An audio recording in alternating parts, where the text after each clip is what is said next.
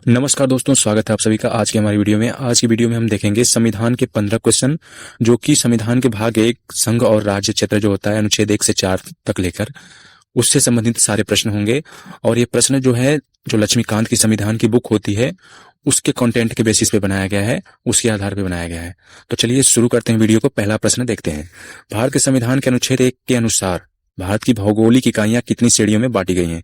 Question का मतलब है कि जो भारत की भौगोलिक इकाई यानी जो जमीनी जो एक क्षेत्र है उसको कितने पार्टों में कैसे गिना जाता है, कैसे काउंट किया जाता है, कैसे उनका जो रिकॉर्ड मेंटेन किया जाता है, वो चीजें क्वेश्चन पूछ रहा है। तो इसका आंसर यहाँ पे हो जाएगा 3। उनको 3 भौगोलिक इकाइयों में बांटा गया है। वो तीनों कौन कौन सी भौगोलिक इकाइयां हैं, तो एक्सप्लेनेशन इनका देख लेते हैं। क्या है, भारत का यहाँ पे क्षेत्रीय इकाइयों में को 3 भागों में बांटा गया। पहला राज्यों का क्षेत्र, संघ शासित क्षेत्र और अधिगृहित क्षेत्र। इसमें राज्यों का क्षेत्र जो पहला है ये हो जाएगा, यहाँ पे राज्य का क्षेत्र जैसे यूपी का एक सीमा होता है, बोलते हैं यूपी का सीमा क्रॉस कर लिया, ऐसे वैसे ही फॉर एग्जांपल संघ शासित प्रदेश जैसे दिल्ली का पूरा क्षेत्र हुआ एक दिल्ली संघ शासित प्रदेश है। और अधिगृहित क्षेत्र जैसे अधिगृहित में जैसे हमारे देश ने किसी देश से बैटल लड़ा और वहां से जीता, आगे सीमा अपनी बनाई, तो वो क्षेत्र जो है अधिगृहित क्षेत्र कहलाते हैं। आगे देखते हैं। अनुच्छेद 1 के अनुसार भारत का क्षेत्र किन किन में बांटा गया है। अनुच्छेद 1 के अनुसार भारत का क्षेत्र किन किन में बांटा गया है। तो पहला यहाँ पे राज्यों के क्षेत्र, संसाधित क्षेत्र, अधिगृहित क्षेत्र। तो यहाँ पे देख लेते हैं, पहला ऑप्शन हो जाएगा राज्यों के क्षेत्र, संशासित प्रदेश और अधिगृहित क्षेत्र। पहले क्वेश्चन के आंसर में हमने बताया था, सेमी क्वेश्चन है। और इसमें लिखा है इसका एक्सप्लेनेशन, भारत का क्षेत्र 3 इकाइयों में बांटा गया है। यह संविधान की धारा 1 में स्पष्ट किया गया है। इससे संघीय संरचना की नींव रखी गई। तो ये इंपॉर्टेंट पॉइंट है दूसरा वाला। चलते हैं आगे। भारत का क्षेत्र और भारत का संघ में क्या अंतर है। क्वेश्चन बहुत इंपॉर्टेंट है। भारत का क्षेत्र और भारत का संघ में क्या अंतर है। तो यहाँ पे आगे देखते हैं, इसका आंसर हो जाएगा ऑप्शन नंबर 3, क्षेत्र व्यापक है। मतलब क्षेत्र क्या होता है, बड़ा है। आगे देखते हैं एक्सप्लेनेशन में। देखिए, भारत का क्षेत्र का दायरा भारत के संघ से बड़ा होता है। कहने का मतलब भारत का क्षेत्र और भारत का संघ दोनों अलग अलग चीजें हैं। संघ केवल राज्यों और संघ शासित प्रदेशों को दर्शाता है। क्षेत्र में अधिगृहित भूमि भी शामिल हो जाती है। उम्मीद करता हूँ समझ गए होंगे कि संघ शासित प्रदेश और यहाँ पे संघ शासित प्रदेश जिसको हम केंद्र शासित प्रदेश भी कहते हैं, और जो राज्य, ये दोनों की जो क्षेत्र होता है, जो भूमि होती है, वो भारत का संघ कहलाता है।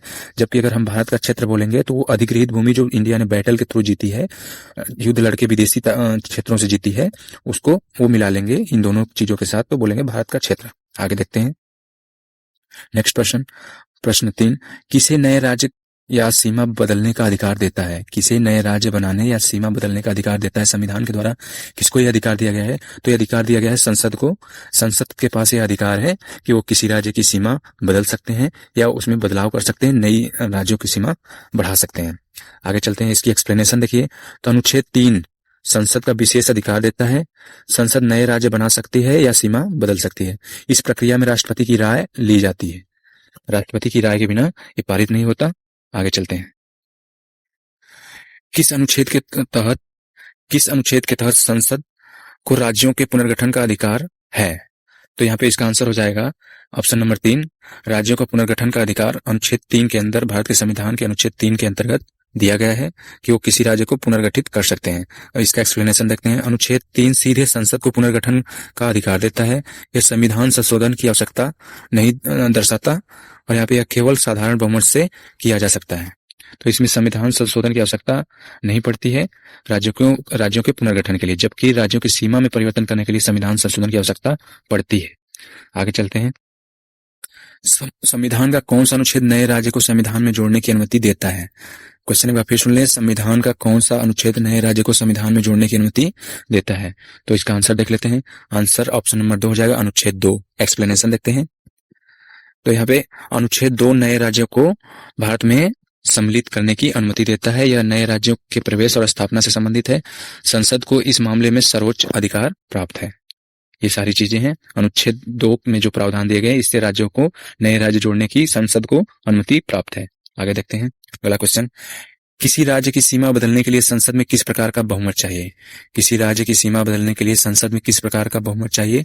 तो इसका आंसर हो जाएगा यहाँ पे सरल बहुमत। Option number 2। एक्सप्लेनेशन देखते हैं। तो राज्य की सीमा बदलने के लिए केवल साधारण बहुमत चाहिए, संविधान संशोधन की आवश्यकता नहीं होती, यह प्रक्रिया संसद में साधारण विधेयक से होती है। तो ये सारी प्रक्रियाएं हैं संसद की जिसके द्वारा सीमा परिवर्तित की जाती है। आगे चलते हैं। अमेरिकी संघीय सरकार नए राज्य बनाने में क्या नहीं कर सकती है? अब बात अमेरिका देश की हो रही है कि वो अपने राज्य की सीमा परिवर्तन के लिए किस आधार पर करेंगे। तो इसका आंसर हो जाएगा थर्ड ऑप्शन, राज्य की सहमति के बिना उस सीमा में बदलाव, राज्य के किसी भी राज्य की सीमा में बदलाव वो बिना उस राज्य की सहमति के बिना नहीं कर पाते हैं। यूएसए का ये प्रावधान है क्योंकि वहां पे संघीय सरकार नहीं है इसलिए। तो अमेरिकी संघीय सरकार नए राज्य बनाने में क्या नहीं कर सकती? तो यहाँ पे ये बिना राज्यों का सहमति के सीमा नहीं बदल सकती। आगे चलते हैं। भारत और बांग्लादेश के बीच भूभाग अदला बदली किस संविधान संशोधन द्वारा हुई? तो यहाँ पे 7वां संविधान संशोधन था जिसके द्वारा भारत और बांग्लादेश के बीच भूभाग क्षेत्रों का आदान प्रदान हुआ। कुछ क्षेत्र बांग्लादेश को दिए गए, कुछ भारत को मिला बांग्लादेश के द्वारा। इसका एक्सप्लेनेशन देख लेते हैं। भारत बांग्लादेश भूमि समझौता 7वां संशोधन है भारतीय संविधान का। यह 2015 में लागू हुआ।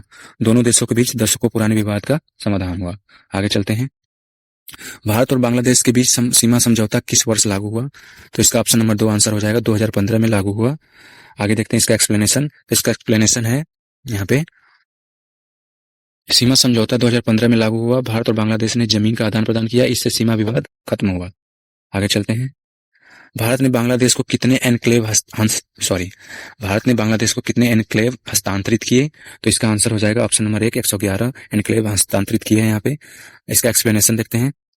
तो भारत ने 111 एनक्लेव बांग्लादेश को सौंपे। यह सीमा विवाद निपटारे का हिस्सा था। लोगों को अब अस्थायी नागरिकता का अधिकार मिला। आगे देखते हैं। बांग्लादेश ने भारत को कितने एनक्लेव सौंपे? तो यहाँ पे कितना हो जाएगा? ऑप्शन नंबर 1, 51 एनक्लेव बांग्लादेश ने भारत को दिया था। इसका एक्सप्लेनेशन देखते हैं। तो एक्सप्लेनेशन हो जाएगा यहाँ पे, बांग्लादेश ने भारत को 51 एनक्लेव सौंपे। यह भूमि समझौते का हिस्सा था। इससे दोनों देशों के बीच विश्वास बढ़ा।